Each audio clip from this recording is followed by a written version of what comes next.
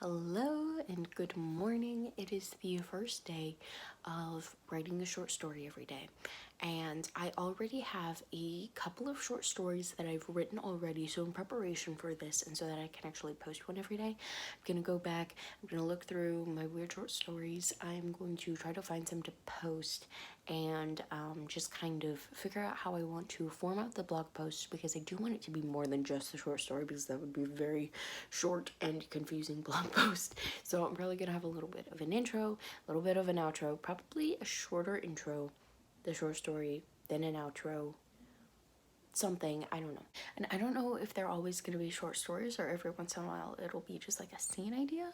I kind of like that idea, but I also don't know if it'll work, because whenever I come up with a scene or a concept, there's always a lot of backstory, and so I don't know if I can portray that within like a short scene. I don't know if I need to, I don't know if I should, I don't know if it would make more sense if there was more context, but anyway, I'm gonna go look through. Yeah, I kind of went over that already. Let's just chat for a hot second right here, because I know which short story that I want to write during, that I want to post during October. Last year. It's just this popular song that kind of came up with an idea while listening to just a song. So I wrote it. Yes, that is in Dabble. A lot of my other short story ideas are in Evernote. I used to write Evernote. Do not recommend. Not a good idea.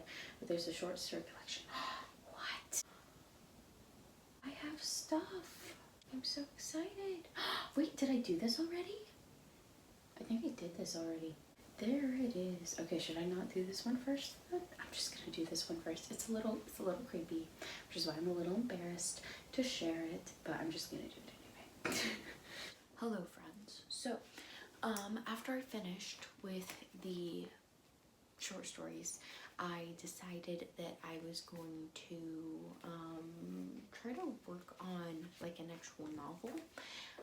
That's kind of the idea, is I actually write a little bit every day, and that's going to be the short stories, but then otherwise I'm actually going to be working on a novel, or like trying to figure out which novel I want to work on, because that's been difficult for me lately.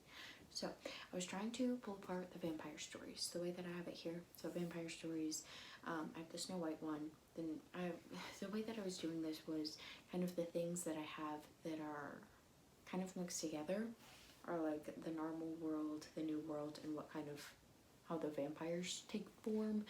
And that's just like, are they smart vampires, or are they kind of just mindless creatures? So in the Snow White retelling, the normal world is the castle. The new world is outside of the castle, kind of the woods. It's where they're going to find things to defeat the smart vampires. So in the Vampire Academy thing that I was talking about the other day with the maps and everything, and I know there is like an actual Vampire Academy. That's not what I'm doing. I should probably come up with a different name. I just can't think of anything. Mindless creatures. So the normal world is the academy, the underground academy. I don't know what the new world is. I mean, it's going to be outside of that in some way, shape, or form, but what does that, how does that work? I don't know. Mindless.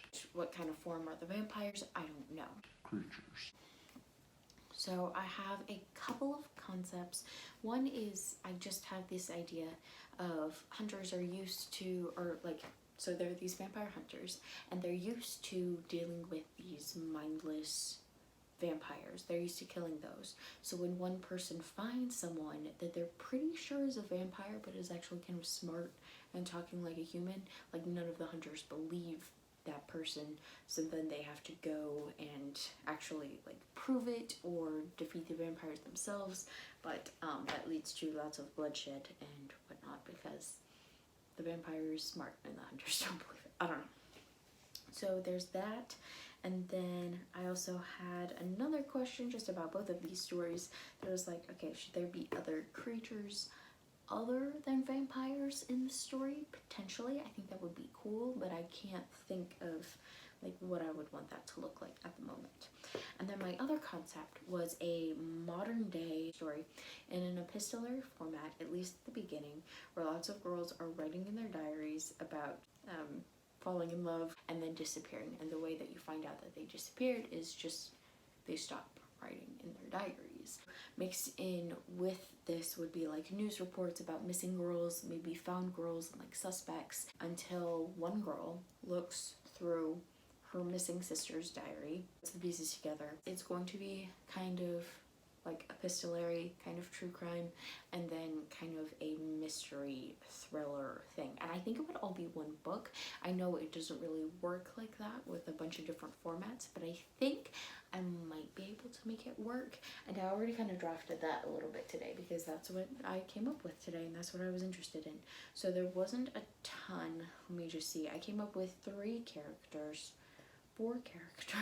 So we have part 1, which is just the missing girls. That's going to be all the diaries. One diary of a girl that got away.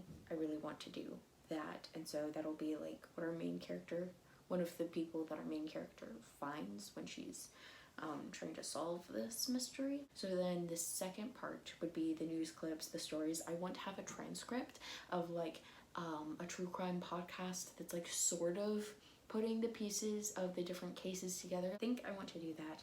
And then I want a couple of scenes from the main character's point of view when she's a little bit younger and like just hearing about the news and figuring out that one of her friends one of her sister's friends disappeared.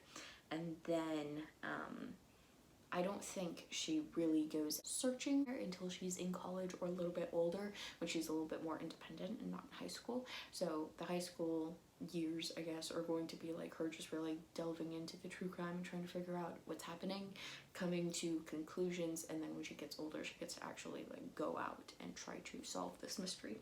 I think that's how I'm gonna make it work. It could also change. I just came up with this today. So this was a good day. Now my brain is dead and I'm tired, and I'm ready to go work on the next thing. Thank you for watching. I will see you in the next one. Bye.